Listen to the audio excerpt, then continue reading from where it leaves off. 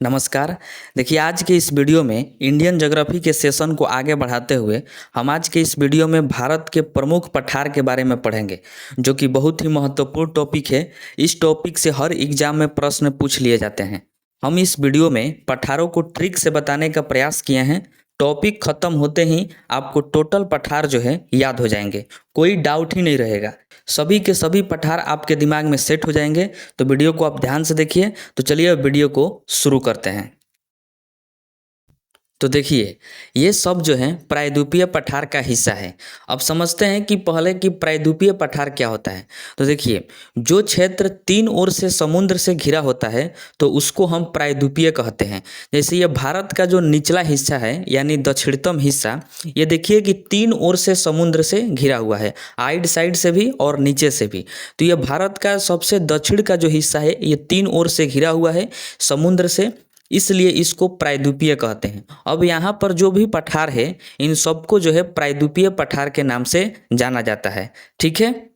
देखिए, प्रायद्वीपीय पठार के लिए बाउंड्री यानी किनारा का काम पश्चिमी घाट एवं पूर्वी घाट पर्वतमाला करता है। इसके पहले वाले वीडियो में हमने पूर्वी घाट और पश्चिमी घाट के बारे में पढ़ा था। तो ये जो पूर्वी घाट और पश्चिमी घाट है ये प्रायद्वीपीय पठार के बाउंड्री का काम करता है, क्योंकि ये देखिए कि दोनों तरफ से जो है, एक तरफ से पूर्वी घाट और एक तरफ से पश्चिमी घाट है प्रायद्वीपीय पठार के अगल बगल में। ठीक है, तो ये बाउंड्री का काम करता है। उसके बाद देखिए, प्रायद्वीपीय पठार को नर्मदा नदी जो है दो भागों में बांटती है। कितने भाग में बांटती है? तो दो भाग में बांटती है नर्मदा नदी।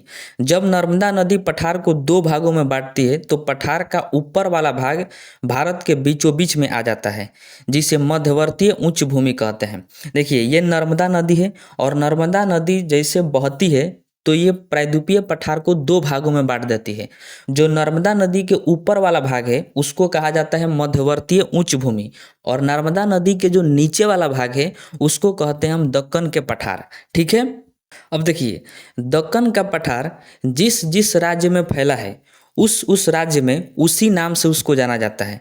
जैसे में देखिए, तमिलनाडु का पठार क्योंकि तमिलनाडु में है, तेलंगाना का पठार तेलंगाना में है तो तेलंगाना का पठार, कर्नाटक में है तो उसको कहा जाता है धरवार का पठार, उसी के भाषा में कहते हैं धरवार का पठार, और महाराष्ट्र में है तो उसको कहते हैं विदर्भ का पठार, और आंध्र प्रदेश में रायलसीमा का पठार कहा जाता है दक्कन के पठार को, और छत्तीसगढ़ के निचले भाग को बस्तर का पठार कहते हैं। जो छत्तीसगढ़ का निचला भाग है उसको कहा जाता है बस्तर का पठार, और बाकी जो भी बच गया किसी भी राज्य में तो उसको हम दक्कन का पठार ही कहते हैं। ठीक है। देखिए, नर्मदा नदी के ऊपर वाला भाग को मध्यवर्तीय उच्च भूमि कहा जाता है। मध्यवर्तीय उच्च भूमि इसलिए कहते हैं क्योंकि ये पूरा मध्य में है और ऊंचा है, इसलिए इसको कहा जाता है मध्यवर्तीय उच्च भूमि। ये जो है झारखंड में भी है छोटा नागपुर का पठार, छत्तीसगढ़ और मध्य प्रदेश के सीमा पर है बघेलखंड का पठार, राजस्थान, गुजरात और मध्य प्रदेश के सीमा पर मालवा का पठार है, और बीचों बीच में मध्य प्रदेश के विंध्याचल है तो उसको जो है विंध्याचल का पठार भी कहते हैं। ये विंध्याचल का पठार मध्यवर्तीय उच्च भूमि का हिस्सा है। ठीक है। और इसी के ऊपर देखिएगा, विंध्याचल पठार के ऊपर बुंदेलखंड का पठार है। तो आइए अब इन सभी पठारों को हम ट्रिक से समझते हैं। तो देखिए, हम सबसे पहले देखते हैं दक्कन का पठार। तो देखिए, दक्कन का पठार जो है ये 5 लाख वर्ग किलोमीटर में फैला है। कितने लाख वर्ग किलोमीटर में? तो 5 लाख वर्ग किलोमीटर में दक्कन का पठार जो है फैला हुआ है। ठीक। यह बेसाल्ट निर्मित चट्टान है जो ज्वालामुखी के लावा से बना है। देखिए, इंपॉर्टेंट है ये कि दक्कन का पठार किससे बना है? तो ज्वालामुखी के लावा से बना हुआ है दक्कन का पठार। ठीक। ताप्ती नदी इसकी उत्तरी सीमा बनाती है। ये कौन सी नदी है जो दक्कन के पठार की उत्तरी सीमा बनाती है? तो वह है ताप्ती नदी। यह प्रीवियस ईयर में पूछा हुआ प्रश्न है। ठीक है। दक्कन के पठार के अंतर्गत 4 पठारों को शामिल किया गया है। कौन कौन से वो पठार हैं?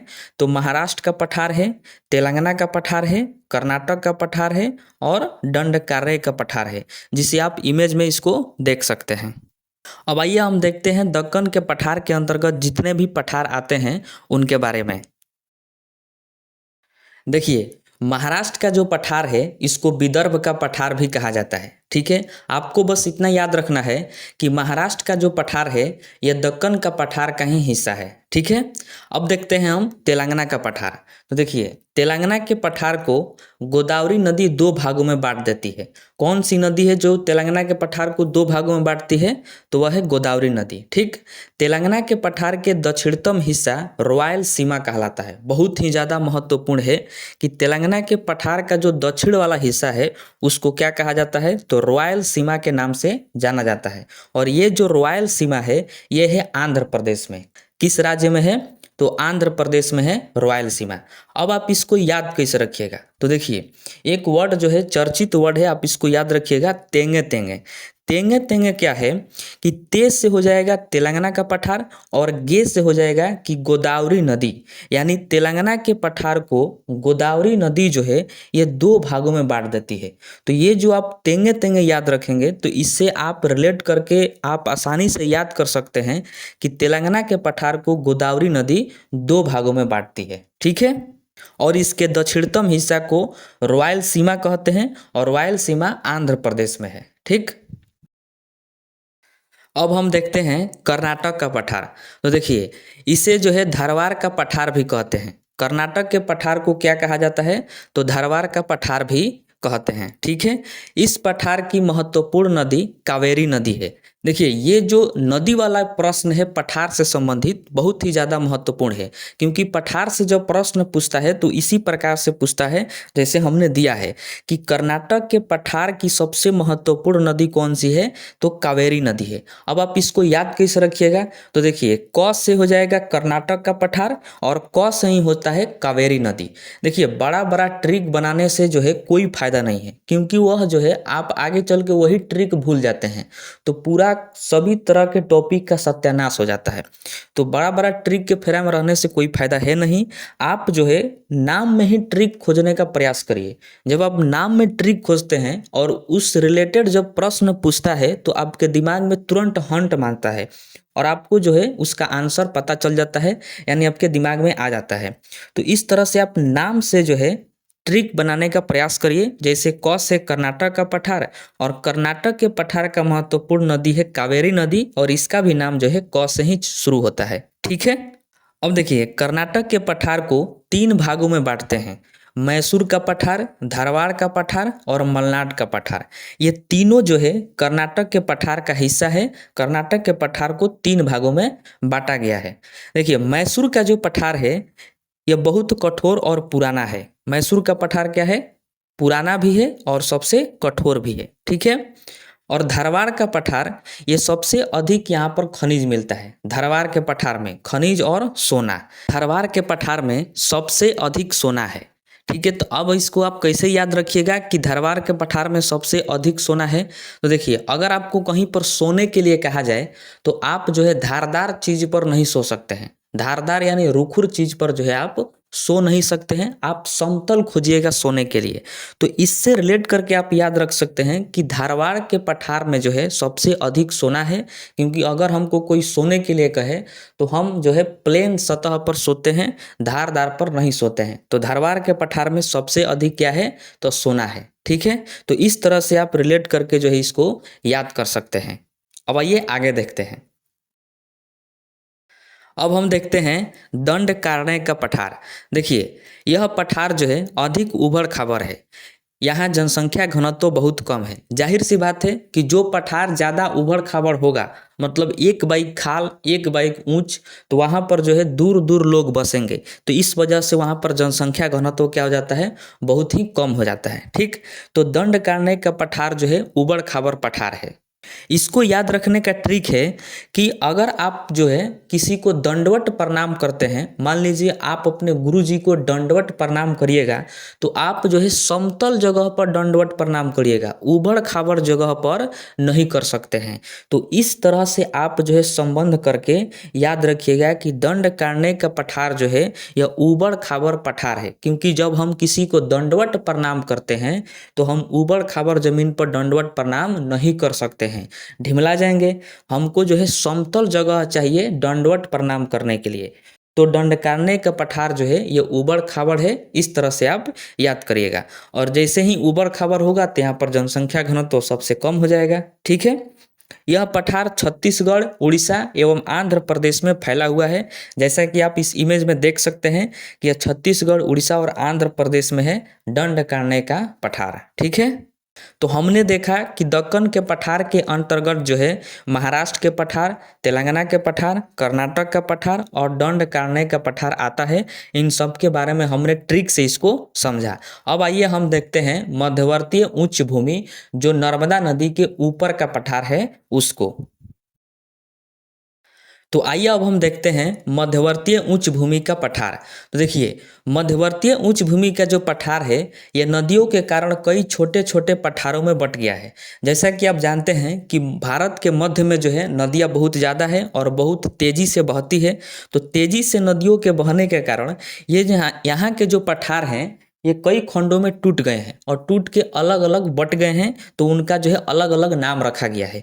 वह जो है पठार हैं मालवा का पठार, बुंदेलखंड का पठार, बघेल का पठार और छोटा नागपुर का पठार तथा मेघालय का पठार। इन सभी खंडों में जो है मध्यवर्तीय उच्च भूमि का जो पठार है वो बट गया है। तो इन सबको मध्यवर्तीय उच्च भूमि का पठार कहा जाता है। आप जितना पठार इस इमेज में देख रहे हैं, ठीक है। अब आइए इनके बारे में जो है एक एक करके पढ़ते हैं और ट्रिक से उनको जो है याद करने का प्रयास करते हैं।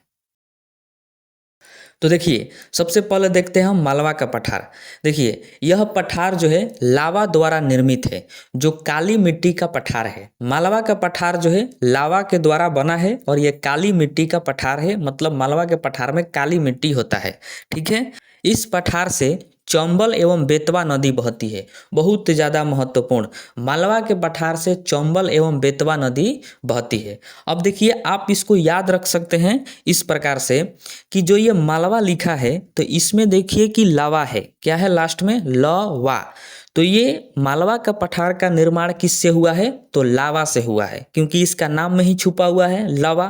तो मालवा के पठार का निर्माण लावा से हुआ है। ठीक है, अब देखिए यह जो चंबल नदी है और बेतवा नदी है, इन दोनों में देखिए कि व आ रहा है और वा आ रहा है, ल आ रहा है, और मालवा में भी व है, ला है।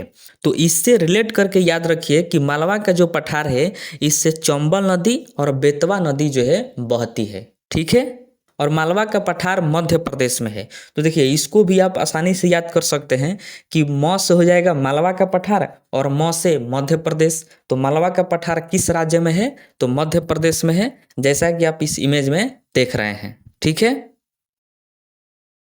उसके बाद देखते हैं बुंदेलखंड का पठार। देखिए, यह मध्य प्रदेश एवं राजस्थान के सीमा पर फैला हुआ है।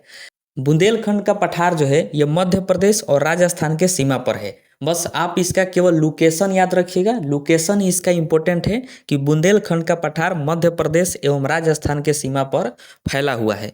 अब इसको याद करने के लिए एक बेहतरीन ट्रिक है। एक भारतीय खिलाड़ी हैं, चर्चित खिलाड़ी बुमराह। तो इनका जो है आप नाम याद रखिएगा, बुमराह। बू से हो जाएगा बुंदेलखंड का पठार और ये कहाँ पर है, तो म से मध्य प्रदेश और रा से राजस्थान के सीमा पर। ठीक है, तो बुंदेलखंड का पठार जो है ये मध्य प्रदेश और राजस्थान के सीमा पर है। बुमराह इसका ट्रिक है। ठीक है,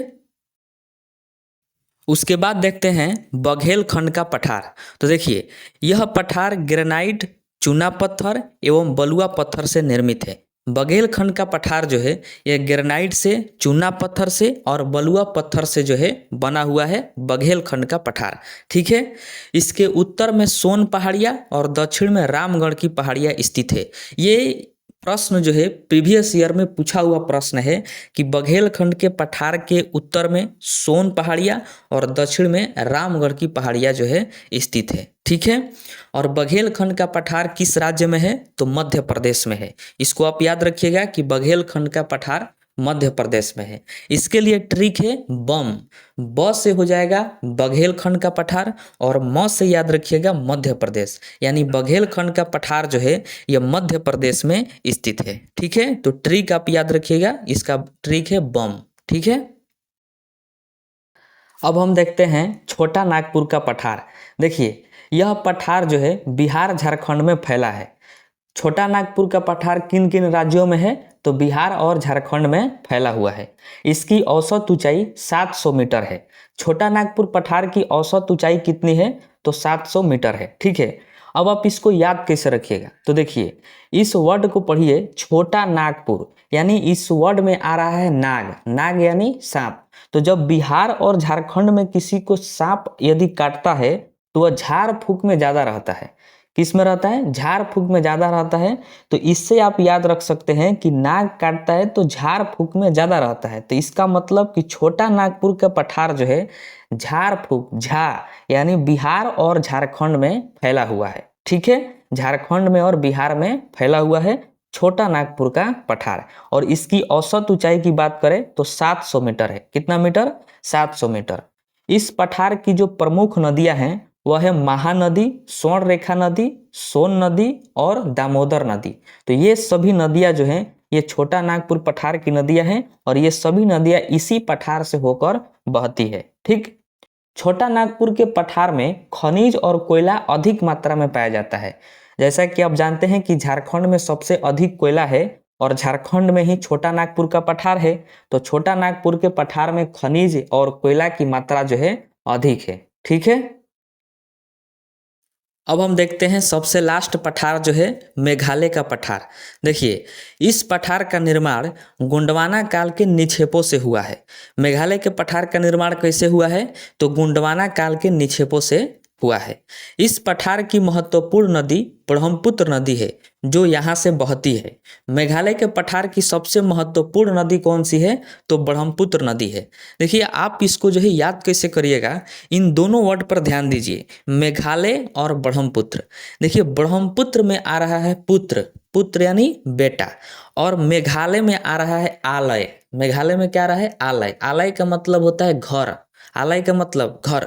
तो कोई भी पिता अपना घर जो है किसके लिए बनाता है? तो पुत्र के लिए बनाता है। किसके लिए बनाता है? तो पुत्र के लिए बनाता है। आलय यानी घर और ब्रह्मपुत्र में आ रहा है पुत्र। तो इस तरह से आप रिलेट करके इसको याद रखिए कि मेघालय के पठार में जो है ब्रह्मपुत्र नदी बहती है। कौन सी नदी बहती है? तो ब्रह्मपुत्र नदी बहती है। ठीक है, तो ये थे मध्यवर्तीय उच्च भूमि के अंतर्गत जितने भी पठार आते थे उनके बारे में हमने जो है ट्रिक से उसको समझा, पढ़ा और याद किया। अब आइए हम आगे देखते हैं। अब हम देखते हैं लद्दाख के पठार को। देखिए, तिब्बत के पठार का जो है थोड़ा सा भाग भारत में है जिसे लद्दाख का पठार कहा जाता है।